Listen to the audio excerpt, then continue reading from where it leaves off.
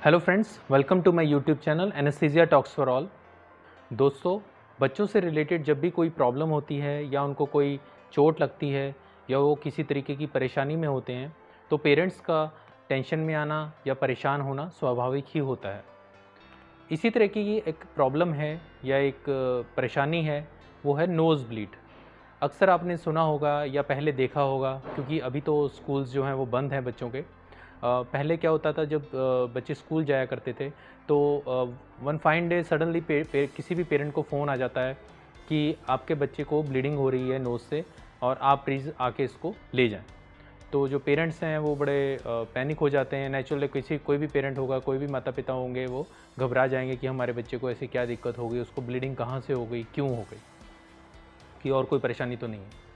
तो आज हम इसी नोज़ ब्लीड के बारे में डिस्कशन करेंगे कि ये एक्चुअल में होता क्या है, कहाँ से ये नोज़ ब्लीड होती है, क्यों होती है और इसके क्या क्या कारण हैं और इसकी रोकथाम के लिए या इसको प्रिवेंट करने के लिए हम क्या क्या कर सकते हैं और इसका इलाज क्या है और इसमें जो इमीडिएट जो पहला ट्रीटमेंट है यानी फ़र्स्ट एड है वो हम क्या दे सकते हैं। तो दोस्तों, सबसे पहले हम ये जान लेते हैं ये बेसिकली नोज़ ब्लीड जो है ये क्या होता है। इसको मेडिकल टर्म जो है उसको एपिस्टेक्सिस बोलते हैं। इसका मतलब ये होता है कि जो नोज़ का front part of the nose है, यानी नोज़ का जो आगे वाला हिस्सा है, जैसे कि आप पिक्चर में भी देख पा रहे हैं, वहाँ से ये ब्लीडिंग होती है। इसको हम नोज़ ब्लीड या एपिस्टेक्सिस बोलते हैं, जिसको हिंदी में नक्सीर फूटना भी बोलते हैं, नक्सीर चलना भी बोलते हैं। डिफरेंट डिफरेंट इसके जो नाम है। ये किस जगह से होती है, नोज़ का कौन सा पार्ट यहाँ से ब्लीडिंग होती है, ये समझने के लिए आपको पहले नोज़ का जो थोड़ा अंदर का जो स्ट्रक्चर होता है, क्या बनावट होती है, वो थोड़ा सा मैं आपको सिंपल लैंग्वेज में समझाने की कोशिश करूँगा। जो मेडिकल से रिलेटेड लोग हैं उनको डेफिनेटली इसके बारे में आइडिया होगा, लेकिन जो कॉमन मैन है, जो बाकी लोग हैं, उनको मैं थोड़ा समझाने की कोशिश करता हूँ। जैसे ये अगर आप पिक्चर देखें, इसमें जो ये नोज़ का आप नोज़ को जो है हाफ पार्ट में इसको कट किया हुआ है, यानी हम नोज़ को साइड से देख रहे हैं, मतलब इस तरीके से इस साइड से देख रहे हैं इसको, लेटरल साइड से। इसमें आप देखें कि जो नोज़ के हिस्से में बहुत सारी नसें हैं, खून की नसें हैं और वो डिफरेंट डिफरेंट पूरे जो नोज़ है उसमें जा रही हैं। लेकिन एक पर्टिकुलर एरिया है जो नीले रंग से डिनोट किया गया है, ब्लू कलर से, वहाँ पे ये सारी नसें जो हैं वो इकट्ठी हो रही हैं और ये front part of the nose है, यानी नॉस्ट्रिल के बिल्कुल पास ही ये वाला एरिया होता है। तो कई बार क्या होता है कि जो ये नॉस्ट्रिल के पास, यानी नॉस्ट्रिल यानी नाक का जो आउटर पोर्शन होता है उसके पास ही ये एरिया है। जब भी यहाँ पे कोई ट्रॉमा होता है या कोई चोट लगती है, कोई उंगली लगती है या कोई नेल लगता है किसी भी तरीके की, तो ये वाला एरिया बड़ा फ्रेजाइल होता है और यहाँ पे नसें बहुत ज़्यादा इकट्ठी हुई होती हैं। तो थोड़ा सा भी यहाँ पे डैमेज होता है तो एकदम से ब्लीडिंग शुरू हो जाती है, खासकर उन बच्चों में या पेशेंट्स में जिनके नोज़ जो हैं वो ड्राई रहते हैं। तो अगर आप समझ गए हो कि ये वाला जो एरिया अगर आप देखें जो नीले सर्कल से किया गया है, इसको हम इंग्लिश में लिटल्स एरिया के नाम से जानते हैं। यहाँ पे 3-4 जो नोज़ को सप्लाई करने वाली जो ब्लड की नसें होती हैं ये यहाँ पे इकट्ठी होती हैं। अब आते हैं हम इसकी क्लासिफिकेशन पे। क्लासिफिकेशन यानी हम इसको एरिया के हिसाब से, पोजीशन के हिसाब से कि कहाँ से नोज़ ब्लीड जो है वो हो रही है, उसके हिसाब से हमने इसको दो टाइप्स में क्लासीफाई किया हुआ है। एक है एंटीरियर एपिस्टेक्सिस, एक है पोस्टीरियर एपिस्टेक्सिस। जो ये दो शब्द हैं एंटीरियर और पोस्टीरियर, ये मेडिकल के शब्द हैं। इनका मैं आपको सिंपल में मतलब समझा देता हूँ। एंटीरियर मतलब होता है आगे वाला और पोस्टीरियर वाला मतलब होता है जो पीछे वाला हिस्सा। यानी एंटीरियर एपिस्टेक्सिस मतलब जो नोज़ के अगले वाले फ्रंट वाले हिस्से से अगर ब्लीडिंग हो रही है तो एंटीरियर एपिस्टेक्सिस, जो अगर नोज़ के अंदरूनी वाले हिस्से से होती है तो उसको पोस्टीरियर एपिस्टेक्सिस बोलते हैं। जो एंटीरियर एपिस्टेक्सिस है पहले उसको देख लेते हैं। जैसे आप पिक्चर में देखें तो जो एंटीरियर एपिस्टेक्सिस है, मैंने आपको बताया कि ये लिटल्स एरिया जो आगे वाला फ्रंट वाला हिस्सा होता है जहाँ पे वो नसें इकट्ठी होती हैं, वहाँ पे अगर डैमेज होता है तो वहाँ से ये नोज़ ब्लीड होती है, इसको एंटीरियर एपिस्टेक्सिस बोलते हैं। और ये मोस्ट कॉमनली बच्चों में पाई जाती है, क्योंकि वहाँ पे ट्रॉमा हो जाता है या कोई बच्चे जो प्रिक कर देते हैं, वो आगे कॉजेज़ है, मैं आपको बताऊँगा आगे। ये मोस्टली बच्चों में पाया जाता है और ये उतना सीवियर नहीं होता, मतलब उतनी इसकी कॉम्प्लिकेशन नहीं होती और ये यूजुअली अपने आप से कुछ टाइम बाद ठीक हो जाता है। नेक्स्ट होता है जो दूसरी पार्ट है वो पोस्टीरियर एपिस्टेक्सिस है। ये भी आप पिक्चर में देखें कि जो पीछे वाला हिस्सा है नोज़ का, वहाँ पे भी कुछ पार्ट है, कुछ नसें हैं वो इकट्ठी हो रही हैं, जो आप सर्कल में देख पा रहे हैं। वहाँ से भी अगर ब्लीडिंग होती है तो उसको हम पोस्टीरियर एपिस्टेक्सिस बोलते हैं। वो यूजुअली जो बुज़ुर्ग लोग होते हैं, ओल्डर लोग होते हैं, उनमें ये पाई जाती है। उसके जो कारण होते हैं वो ब्लड प्रेशर की वजह से हो सकती है, या और जो उनके हार्ट की कोई प्रॉब्लम्स होती हैं उनकी वजह से होती है। और ये जो पोस्टीरियर एपिस्टेक्सिस होती है ये ज़्यादा खतरनाक होती है as compared to anterior epistaxis. तो कॉमनली जो हम देखते हैं वो होती है एंटीरियर एपिस्टेक्सिस, मतलब जो आगे वाले हिस्से से नाक के जो ब्लीडिंग होती है वो ज़्यादा तौर पे पाई जाती है या देखी जाती है। अब आ जाते हैं हम टाइप्स ऑफ एपिस्टेक्सिस, मतलब ये नोज़ ब्लीड जो है वो टाइप्स क्या क्या हो सकती हैं इसकी। जो इसकी टाइप्स हैं बेसिकली वो हमने जो टाइम ड्यूरेशन के हिसाब से कि ये कब कब होती है उस हिसाब से इनकी टाइप्स बनाई होती हैं। एक है जैसे रेकरेंट, यानी रेकरेंट का मतलब है कि वो बार बार होती है, ऑलमोस्ट सीजनल जिसे कह सकते हैं, कि जैसे हर गर्मियों में बच्चे को एपिस्टेक्सिस होती है, एक या दो एपिसोड नोज़ ब्लीड के होते ही हैं एवरी सीज़न, उसको हम रेकरेंट बोलते हैं। नेक्स्ट होती है कांस्टेंट। कांस्टेंट में ये है कि बच्चे की जो एपिस्टेक्सिस है वो कुछ टाइम ठीक होती है, महीना 2 महीना 4 महीने निकल जाते हैं, उसके बाद फिर से हो जाती है, और ऐसा साइकिल जो है वो चलता ही रहता है, ऑन एंड ऑफ उसको होती ही रहती है। हाँ, डेफिनेटली इनकी सीवियरिटी उतनी नहीं होती, मतलब कुछ टाइम बाद वो अपने आप से ब्लीडिंग जो है वो रुक भी जाती है। थर्ड है सडन। सडन यानी एकदम से कोई ब्लीडिंग हो जाती है नोज़ से, और वो एक ही एपिसोड होता है, और उसको किसी तरीके से ये जो कंप्रेशन करके मैनेज कर लिया जाता है, वो सडनली होता है। उसमें कोई पहले ना पेशेंट को कोई रिस्क फैक्टर होता है, ना कोई दिक्कत होती है, और उसके बाद कई बार जो बच्चे होते हैं उनको एक ही एपिसोड होता है, और उसके बाद उनको कभी कोई एपिसोड नहीं होता है। दूसरा होता है क्रॉनिक। जो क्रॉनिक है वो है यानी जिनको कोई प्रॉब्लम है, लिवर डिजीज़ की कोई प्रॉब्लम है, या जिनके कोई ब्लड में डिसऑर्डर्स हैं, जिनको खून की जो कैंसर होते हैं जैसे खासकर उनको अक्सर ये ब्लीडिंग जो है वो ऑन एंड ऑफ होती रहती है, और ये अडल्ट एज तक भी चली जाती है। नेक्स्ट है हैवी एपिस्टेक्सिस। हैवी एपिस्टेक्सिस में ये बेसिकली हैवी से जैसे मतलब है कि बहुत ज़्यादा ब्लीडिंग होती है। रूटीन में जो एपिस्टेक्सिस होती है, नोज़ ब्लीड होती है, वो थोड़ी ब्लड आता है, कुछ ड्रॉप्स आते हैं, और वो कुछ टाइम बाद अपने आप से रुक भी जाते हैं। लेकिन हैवी नोज़ ब्लीड ये अक्सर जो पोस्टीरियर एपिस्टेक्सिस होती है, जो मैंने आपको बताई, जो नोज़ के पीछे वाले हिस्से में होती है, उसमें हैवी नोज़ ब्लीड होती है, क्योंकि वहाँ पे बीपी की वजह से जो नसें हैं वो फट जाती हैं, और वो बहुत ज़्यादा ब्लीडिंग हो जाती है। अब हम इसके कारण जान लेते हैं। बेसिकली जो नोज़ ब्लीड है उसके कॉमन जो कारण है, क्यों क्यों ये होती है। जो इसके कारण हैं वो दो तरीके से डिवाइड किए गए हैं, एक है लोकल कॉजेज़ और एक है सिस्टमिक कॉजेज़। लोकल कॉजेज़ का मतलब है कि जो नोज़ का जो वही एरिया है, ये वाला एरिया है, यहाँ पे क्या क्या कारण हो सकते हैं, और एक है सिस्टमिक। सिस्टमिक मतलब पूरी बॉडी की वजह से जो चेंजेस आते हैं उनकी वजह से जो ब्लीडिंग होती है वो सिस्टमिक कॉजेज़ होते हैं। तो जैसे कि आप पिक्चर में देख पा रहे हैं, जो लोकल कॉजेज़ में सबसे पहले है लोकल ट्रॉमा। यानी जैसे जो बच्चे होते हैं, कुछ बच्चे होते हैं हैबिचुअल हो जाते हैं नोज़ पिकिंग के, वो बार बार उस एरिया को कुरेदते रहते हैं, उसको छेड़ते रहते हैं। तो वहाँ पे खासकर वो जो लिटल्स एरिया है, जो आपने पहले पिक्चर में देखा था, ब्लू वाला एरिया था फ्रंट ऑफ द नोज़ पे, उसको बार बार छेड़ते रहते हैं। तो वहाँ पे वो जो नसें हैं वो एक्सपोज हो जाती हैं, जहाँ से वो एकदम ब्लीडिंग शुरू हो जाती है। और उसमें खासकर उन बच्चों में जो अपने नेल्स को क्लिप नहीं करते, जिनके नेल्स बहुत बड़े बड़े होते हैं, शार्प होते हैं, वो अक्सर ये डैमेज कर बैठते हैं अपने नोज़ को। नेक्स्ट है कुछ एनाटॉमिकल डिफॉर्मिटीज़ होती हैं या इरेगुलरिटीज़ होती हैं नोज़ में। जैसे जो नाक होता है, इसके बीच में एक सेप्टम होता है यहाँ पे, जो दो इनको डिवाइड करता है नोज़ को, उसकी डिफॉर्मिटी होती है, जिससे क्या होता है कि जो नाक का एक तरफ का हिस्सा ज़्यादा खुला होता है और एक तरफ का हिस्सा थोड़ा कम खुला होता है। उनको सांस लेने में भी कई बार दिक्कत होती है, उस वजह से भी कई बार जो ब्लीडिंग है नोज़ से शुरू हो जाती है। नेक्स्ट है नोज़ की इन्फ्लेमेशन। कई बार होता है जिनको कोल्ड या कफ एक्स्ट्रा रहता है, और बार बार उनको कोल्ड होता रहता है, उनका जो नोज़ है वो बार बार उनको साफ़ करना पड़ता है। उसकी वजह से जो नोज़ है उनका, आपने देखा होगा कई बार हमारा नोज़ रेड भी हो जाता है। तो बेसिकली इन्फ्लेमेशन हो जाती है, इन्फेक्शन हो जाती है।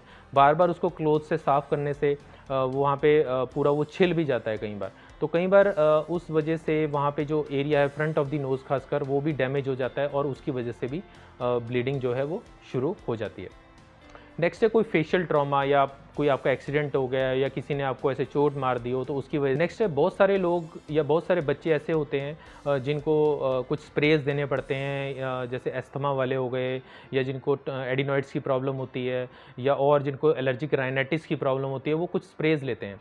तो कई बार पेरेंट्स यूजुअली ठीक तरीके से स्प्रे देते हैं, और कई बार बच्चे जो हैं वो खुद स्प्रे देने की ट्राई करते हैं, तो उनको पता नहीं होता, और उस वजह से वो जो स्प्रे वाला होता है उसकी वो उससे डैमेज कर बैठते हैं अपने front part of the nose को, और वहाँ से भी अक्सर कई बार ब्लीडिंग शुरू हो जाती है। नेक्स्ट है, कुछ ट्यूमर्स होते हैं, कुछ कैंसर होते हैं नोज़ के, हालांकि बड़े रेयरली होते हैं, बट अगर होते हैं तो उनकी वजह से भी नोज़ ब्लीड पॉसिबल है। तो ये तो एक लोकल कॉजेज़। अब आते हैं सिस्टमिक कॉजेज़। जो सिस्टमिक कॉजेज़ हैं वो बेसिकली जो पोस्टीरियर एपिस्टेक्सिस होती है, यानी जो बुज़ुर्गों में होती है, पीछे वाले हिस्से में जो ब्लीडिंग होती है, उसकी वजह से ये सिस्टमिक कॉजेज़ की वजह से वो होती है। इसमें जैसे मेनली तो ब्लड प्रेशर की वजह से होता है। ब्लड प्रेशर जिन पेशेंट्स का हाई रहता है, खासकर ओल्ड एज में, उनकी वजह से जो ब्लीडिंग है वो अक्सर ज़्यादा हो जाती है पोस्टीरियर एपिस्टेक्सिस के तरीके से। और ख़ासकर जिनके हार्ट की प्रॉब्लम होती है और उनको डिफरेंट खून पतला करने की दवाइयाँ भी चलती हैं, जो हार्ट के पेशेंट्स होते हैं, उसकी वजह से भी ये जो एपिस्टेक्सिस है वो हो जाती है। कुछ पेशेंट्स होते हैं जिनको ब्लीडिंग डिसऑर्डर्स होते हैं, यानी जो ब्लड के कैंसर होते हैं खासकर, उनमें भी ये नोज़ ब्लीड हो जाती है। कईयों के क्या होता है, वेस्कुलर मालफॉर्मेशंस बोलते हैं। अगर इसको आप कॉमन लैंग्वेज में समझें कि जो नसों की, जो खून की नसों की होती है, उनकी बीमारी होती है। कुछ नसें बहुत ज़्यादा फूली हुई होती हैं और कुछ नसें बहुत ज़्यादा छोटी होती हैं। उनकी मालफॉर्मेशन की वजह से वो बड़ी जो हो जाती हैं वो फट जाती हैं, बहुत जल्दी फटने के उनके चांसेस हो जाते हैं, नॉर्मल से ज़्यादा बड़ी होती हैं जो खून की नसें होती हैं। तो जब वो फट जाती हैं तो वहाँ से भी वो काफ़ी ज़्यादा ब्लीडिंग करती हैं। तो इन कॉजेज़ से अगर आप देखें तो जो पोस्टीरियर एपिस्टेक्सिस के जो कॉजेज़ हैं, खासकर सिस्टमिक कॉजेज़, ये काफ़ी ज़्यादा डेंजरस होते हैं और इनकी वजह से काफ़ी प्रॉब्लम बढ़ जाती है। अब आते हैं कुछ बेसिक साइंस एंड सिम्टम्स हम देख लेते हैं। इसमें जो साइंस एंड सिम्टम्स आएंगे वो बेसिकली ब्लड लॉस की वजह से ही आएंगे। खासकर जो हैवी ब्लड लॉस हो जिसमें हो जाता है, उसमें बेसिकली पेशेंट को थोड़ा कन्फ्यूज़न सा रहता है, पेशेंट कॉन्शियस नहीं रह पाता, उतना तरीके से जवाब नहीं दे पाता है, और उसमें जो रिस्पॉन्स है उसका बड़ा स्लो हो जाता है। तो यही बेसिकली उसके साइंस एंड सिम्टम्स होते हैं। और इसमें कॉम्प्लिकेशन क्या हो जाती है कि पेशेंट का जो बीपी है वो एकदम फॉल कर जाता है ब्लड लॉस की वजह से, उसका एचबी भी काफ़ी डाउन हो जाता है, और कई बार उस जगह पे इन्फेक्शन होने के भी काफ़ी चांसेस होते हैं जहाँ से ब्लीडिंग हुई है। अब आते हैं हमें डायग्नोसिस पे। इसमें जो डायग्नोसिस है वो यूजुअली अंडरस्टूड ही होता है कि ये नोज़ ब्लीड हुई है। इसमें मेन जो स्ट्रेस दिया जाता है कारण पता करने में कि ये जो नोज़ ब्लीड हुई है, ये इसका कारण क्या है, ये क्यों हुई है, क्या इसमें कोई ब्लीडिंग प्रॉब्लम है या ब्लीडिंग टेंडेंसी है, या लोकल, जैसे मैंने कॉजेज़ बताए, लोकल कॉजेज़ हैं या सिस्टमिक कॉजेज़ है। बेसिकली हमने उन कॉजेज़ को पकड़ना है ताकि उन कॉजेज़ को ट्रीट करके हम इसको ठीक कर सकें। तो इसके लिए यूजुअली कुछ टेस्ट कराए जाते हैं, जैसे ब्लड के टेस्ट करवाए जाते हैं, हीमोग्लोबिन और बाकी टेस्ट करवाए जाते हैं, और नेज़ल जो एग्जामिनेशन है वो किया जाता है। कई बार बाहर से इतना क्लियरली नहीं दिखता तो एंडोस्कोपी द्वारा चेक किया जाता है, और कुछ एक्सरे करवा सकते हैं ताकि वो जो नोज़ की अगर कोई स्ट्रक्चरल एबनॉर्मलिटी है वो पता कर सकते हैं नोज़ की। अब आते हैं इसकी मैनेजमेंट पे। मैनेजमेंट बेसिकली 4 पार्ट्स हैं इसके। पहला है फर्स्ट एड, उसके बाद मेडिकल मैनेजमेंट, उसके बाद है पैकिंग, और लास्ट वन इज़ इलेक्ट्रोकॉटराइजेशन। तो सबसे पहले जैसे हम फर्स्ट एड, ये क्योंकि बहुत इंपॉर्टेंट है। सबसे पहले जो जब भी ऐसी कोई दिक्कत बच्चे को होती है या किसी भी बड़े को भी होती है, खासकर जैसे स्कूल में बच्चा जाता है तो उसको एकदम ब्लीडिंग हो जाती है, तो वहाँ जो भी उसके पास टीचर है या कोई भी स्कूल का स्टाफ है वो उसको किस तरीके से हैंडल करे। लेकिन अगर आप इमीडिएटली कुछ मैनेज कर पाएँ तो उससे उसकी ब्लीडिंग काफ़ी हद तक कंट्रोल की जा सकती है और उतना ही नुकसान कम होगा। तो जैसे जो भी स्कूल का स्टाफ है या टीचर्स है, उनको ये everybody should be aware about that, how to manage, at least how to give first aid to such a child to manage the nose bleed. तो इसमें एक मेथड है जिसको हम ट्रॉटर्स मेथड बोलते हैं। बेसिकली ये कंप्रेशन मेथड होता है, जैसे कि आप पिक्चर में देख पा रहे हैं, नोज़ को पिंच करके रखना है। अगर बच्चा नहीं कोऑपरेट कर रहा तो आप भी पिंच कर सकते हैं उसको, या अगर बच्चा समझदार है, उसको फॉलो आपकी बात समझ रहा है, तो उसको खुद भी बोलें कि आप अपना जो नोज़ है वो ऐसे पिंच करके रखें, जैसा कि आप पिक्चर में देख पा रहे हैं। अराउंड 15 टू 20 मिनट्स उसको दबा के रखना है। साथ के साथ उसको ये भी बताना है कि आपने जो सांस लेना है वो मुंह के थ्रू सांस लेना है। और नेक्स्ट जो उसका बैठने का पोस्चर होगा वो अपराइट पोस्चर वो बैठेगा with slight leaning forward of the head. Head वाला जो हिस्सा है वो थोड़ा सा आगे की तरफ झुका होना चाहिए, जैसा आप पिक्चर में भी देख पा रहे हैं। इसको हम बोलते हैं ट्रॉटर्स मेथड। तो ये अराउंड 15 टू 20 मिनट्स अगर हम फॉलो करेंगे तो काफ़ी हद तक जो ब्लीडिंग है वो रुक जाती है। इन द मीन टाइम आप जो उसके बच्चे के पेरेंट्स हैं आप उनको भी फ़ोन कर सकते हैं और उनको कामली बता सकते हैं कि सर ऐसे ऐसे दिक्कत हो गई है और हमने उसको फर्स्ट एड दे दिया है, इन द मीन टाइम आप यहाँ पे आ जाएं। क्योंकि अगर आप सडनली बोलेंगे, किसी को भी बोलेंगे कि आपके बच्चे को खून बह रहा है और ऐसे हो रहा है, तो वो भी परेशान हो जाएंगे, उनको भी दिक्कत हो जाती है। ये मैं इसलिए बता रहा हूँ कि ये फर्स्ट एड जो है वो काफ़ी हद तक इससे जो नोज़ ब्लीड है वो काफ़ी हद तक सेटल हो जाती है। इसलिए इससे पैनिक करने की ज़रूरत नहीं है, ना आप सामने वाले को पैनिक करो, ना खुद भी पैनिक मत हो और बच्चे के पेरेंट्स को भी पैनिक मत कीजिए, और इसको मैनेज आप कर सकते हैं। और मोस्ट ऑफ द टाइम ये उसी मैनुअर से, जो आपने ये भी देखा है ट्रॉटर्स मेथड, इसी से ही ये नोज़ ब्लीड जो है वो सेटल हो जाती है। नो डाउट अगर उसके बाद पेरेंट्स आ जाते हैं तो उसके बाद उसको डेफिनेटली एक ENT स्पेशलिस्ट के पास चेकअप के लिए लेके जा सकते हैं। अब आते हैं कि सपोज़ कर लो 15-20 मिनट्स ऐसे पिंच करने के बाद भी ब्लीडिंग कम हो गई है लेकिन अभी पूरी तरीके से बंद नहीं है, तो फिर जैसे कुछ वेसोकंस्ट्रिक्टर नेज़ल स्प्रेज आते हैं, जैसे जो आपने देखा होगा कई बार हमारा नोज़ ब्लॉक होता है, उसके लिए भी हम यूज़ कर लेते हैं। वो हम उनकी कुछ ड्रॉप्स जो हैं वो नोज़ में डाल सकते हैं, उससे भी ये ब्लीडिंग रुकने के चांसेस होते हैं। बेसिकली वो वेसोकंस्ट्रिक्टर होते हैं, जो ये नसें होती हैं उनको टाइट कर देते हैं और उनका जो फ्लो है वो कम हो जाता है, उससे भी ब्लीडिंग रुकने के काफ़ी हद तक चांसेस होते हैं। इससे भी अगर नहीं रुकता है सपोज़ कर लो, तो जो आपको डेफिनेटली एक ENT स्पेशलिस्ट को कंसल्ट करना पड़ेगा। वहाँ पे जब जाते हैं ENT स्पेशलिस्ट के पास, तो फिर जो नेक्स्ट मेथड जो अप्लाई किया जाता है वो है पैकिंग का। तो सबसे पहले जो ENT स्पेशलिस्ट होते हैं वो आपको चेक करते हैं, बच्चे को सारा एग्जामिनेशन करते हैं, लोकल एग्जामिनेशन करते हैं कि वहाँ पे नोज़ में कहाँ से ब्लीडिंग हो रही है। मोस्ट ऑफ द टाइम वो इजीली डिटेक्ट हो जाती है कि कहाँ से है, लेकिन अगर नहीं होती, उसका एरिया नहीं हो पा रहा होता, तो अगर ब्लीडिंग बहुत ज़्यादा हो रही होती है तो उसको पैकिंग कर दी जाती है, जिसको हम नेज़ल पैकिंग बोलते हैं। नेज़ल पैकिंग भी दो तरीके की होती है, एंटीरियर नेज़ल पैकिंग और पोस्टीरियर नेज़ल पैकिंग। जैसे आप पिक्चर में देख पा रहे हैं, जो एंटीरियर नेज़ल पैकिंग है उसमें हम आगे से कुछ नोज़ के जो आगे वाले हिस्से से कुछ कॉटन के या बैंडेज के कुछ जो पतले पतले स्ट्रिप्स होते हैं वो हम डाल देते हैं, नोज़ के अंदर पैक कर देते हैं। ये अंडर एनेस्थीसिया ही किया जाता है, मोस्टली अंदर लोकल एनेस्थीसिया भी हो जाता है, और अगर बच्चा उतना कोऑपरेटिव नहीं है तो उसके लिए जनरल एनेस्थीसिया दे दिया जाता है। एक होती है पोस्टीरियर पैकिंग, ये पोस्टीरियर ब्लीड के लिए होता है, खासकर जैसे ओल्ड एज जो पेशेंट्स होते हैं जिनमें ओल्ड एज में अगर ब्लीडिंग होती है, पोस्टीरियर एपिस्टेक्सिस होती है, उसमें पोस्टीरियर पैकिंग की जाती है। तो ये पैकिंग करने के बाद मोस्ट ऑफ द टाइम जो है वो ब्लीडिंग जो थोड़ी बहुत रेमिनेंट रह रही थी वो भी ठीक हो जाती है। उसके बाद ये पैकिंग जो है वो निकाल दी जाती है, एंटीरियर पैकिंग हो या पोस्टीरियर पैकिंग है। उसके बाद फिर से चेक किया जाता है, कई बार एंडोस्कोपी द्वारा भी चेक किया जाता है कि कहीं कोई एरिया रह तो नहीं गया। अगर उसके बाद फिर भी उसमें कुछ पॉइंट है या जहाँ से ब्लीडिंग अभी भी थोड़ी थोड़ी हो रही है सपोज़ कर लो, तो फिर लास्ट जो अल्टरनेटिव होता है वो इलेक्ट्रोकोगुलेशन या कोगुलेशन थेरेपी होती है। उससे उस एरिया को, जो वो पॉइंट है जहाँ से ब्लीडिंग हो रही है, छोटा सा ही पॉइंट होता है कहीं से या कोई वेसल होती है, उसको बर्न कर दिया जाता है। जैसे कि आप पिक्चर में देख रहे हैं, उस छोटे से एरिया को बर्न कर दिया जाता है इलेक्ट्रोकॉटरी से या कोगुलेशन से, और ये काफ़ी इफेक्टिव है। ये इससे बिल्कुल ब्लीडिंग जो है वो बंद हो जाती है।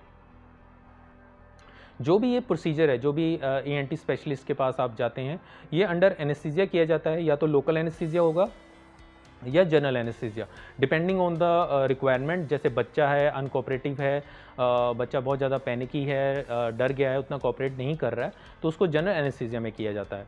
अगर अडल्ट है वो यूजली कोऑपरेट कर लेते हैं तो उनको अंडर लोकल एनेस्थीसिया भी ये कर दिया जाता है और कोई प्रॉब्लम नहीं आती है। इवन ये आपका ये अगर ये प्रॉब्लम जो है वो मैनेज हो जाती है, इवन घर पे भी मैनेज आती है, स्टिल आई वुड सजेस्ट कि आप एक बार ENT स्पेशलिस्ट की ओपिनियन लें, उनको एक बार चेक कराएं, ताकि वो आपको आगे कुछ जो भी अगर ऐसी तरह की कोई प्रॉब्लम, कोई दिक्कत तो और ज़्यादा दिक्कत तो नहीं है, कोई नोज़ में और कोई प्रॉब्लम तो नहीं है, ताकि उसका पूरा चेकअप हो जाए, ताकि बच्चे को आगे दिक्कत ना आए। ये जो प्रॉब्लम है नोज़ ब्लीड की, ये अक्सर आपने देखा होगा, जिनके भी बच्चों को ये दिक्कत है वो अक्सर ये समर जो होते हैं, जिनमें समर्स में यानी गर्मियों के सीज़न में ये बहुत ज़्यादा फ्रीक्वेंट होती है। उसका बेसिकली कारण क्या है कि जो हमारा नोज़ होता है वो ड्राई हो जाता है समर्स में, मॉइस्ट नहीं रहता। उसकी वजह से बच्चा जो है वो नोज़ पिकिंग बहुत ज़्यादा करता है, उसको इरिटेशन होती है, और नोज़ पिकिंग करने की वजह से ब्लीडिंग भी हो जाती है। और ख़ासकर जब वो ड्राई होता है एरिया, तो वो जो हमारी वेन्स हैं या जो खून की नसें हैं वो बहुत ज़्यादा एक्सपोज हो जाती हैं, और वहाँ से ब्लीडिंग होने की टेंडेंसी बहुत ज़्यादा रहती है। तो इसलिए कुछ प्रिवेंटिव टिप्स हैं जो हम कोशिश कर सकते हैं, अगर वो लगाएं, वो मैनेज उस तरीके से मॉनिटर करें और उस तरीके से अप्लाई करें, तो हम जो ब्लीडिंग खासकर समर्स में जो नोज़ ब्लीड होती है उसको हम प्रिवेंट कर सकते हैं। फॉर एग्जांपल जैसे सलाइन नेज़ल स्प्रेज आते हैं, जो बेसिकली सलाइन नहीं होता, इसमें नॉर्मल सलाइन, वो अगर हम नोज़ में ऑन एंड ऑफ स्प्रे करते रहेंगे तो जो हमारी नोज़ है वो मॉइस्ट रहेगी, उतना उसमें ड्राइनेस नहीं आएगी। नेक्स्ट है, कई बार जैसे घर पे हम वेपोराइज़र जो होते हैं, जो भाप जिनसे बनती है, वो भी चला सकते हैं थोड़े टाइम के लिए, ताकि जो आपकी जो रूम की एयर है वो थोड़ी मॉइस्ट हो जाए और आपके जो आप ब्रीथ करें तो वो भी ईज़िली जो मॉइस्ट एयर आप ब्रीथ करें और आपका नोज़ भी जो मॉइस्ट हो जाए। और नेक्स्ट है, जो बच्चे हैं छोटे खासकर, उनको पहले तो ये हैबिचुअल जो हो जाते हैं नोज़ पिकिंग के, उसको आप उनको डिस्करेज करें। नेक्स्ट उनके नेल्स जो हैं वो क्लिप करके रखें ताकि वो डैमेज आगे ना करें। और अडल्ट्स में खासकर ये है कि जो स्मोकिंग एक रिस्क फैक्टर पाया गया है नोज़ ब्लीड का, तो स्मोकिंग तो डेफ़िनेटली किसी भी चीज़ के लिए हार्मफुल ही होगा, तो अवॉइड स्मोकिंग करनी चाहिए। क्योंकि स्मोकिंग की वजह से जो हाइपरटेंशन है, ब्लड प्रेशर की जो प्रॉब्लम हो जाती है ओल्ड एज में, वो बहुत ज़्यादा बढ़ जाती है। तो डेफ़िनेटली स्मोकिंग जो है वो अवॉइड करनी चाहिए। तो उम्मीद है दोस्तों आपको ये मेरे वीडियो पसंद आया होगा। नोज़ ब्लीड से रिलेटेड या इसकी मैनेजमेंट से या फर्स्ट एड से रिलेटेड कोई भी आपकी कोई क्वेरी हो या कोई डाउट हो, आप प्लीज़ कमेंट सेक्शन में ज़रूर लिखें और मेरे चैनल को सब्सक्राइब करना ना भूलें। आपका बहुत बहुत धन्यवाद।